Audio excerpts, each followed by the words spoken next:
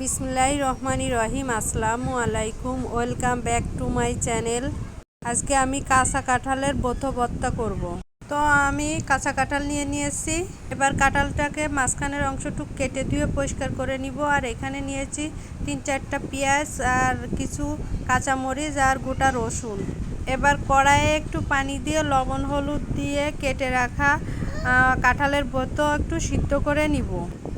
এবার পাশে একটা ব্লেন্ডারে পেঁয়াজ কুচি, রসুন কুচি আর কাঁচামরিচ আর কিছু গোটা জিরে দিয়ে একটু বেটে নিব। মশলাটাকে আমি বেশি মিহি করে বাটবো না, আধা ভাঙ্গা করে নিব।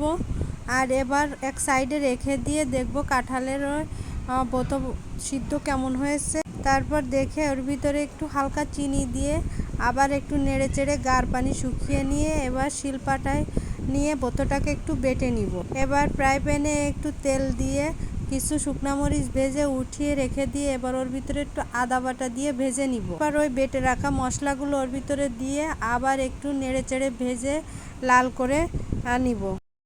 লাল করে ভেজে নিয়ে মশলার ভিতরে বেটে রাখা কাঁঠালের ভর্তাটাকে দিয়ে আবার একটু ভালো মতো নেড়ে চেড়ে মশলার সাথে মিশিয়ে নিব। মিশিয়ে নিয়ে কিছু সময় ভেজে নিয়ে এবার সেই ভেজে উঠিয়ে রাখা শুকনো মরিচ ভেঙে ওর ভিতরে দিয়ে আবার একটু নেড়ে চেড়ে কিছু সময় ভেজে নিব। তো হয়ে গেল আমার অসাধারণ কাঁঠালের ভর্তা। সবাই লাইক কমেন্ট শেয়ার করবেন আর আমার চ্যানেলটি সাবস্ক্রাইব করে রাখবেন। সবাই ভালো থাকবেন। আল্লাহ হাফেজ।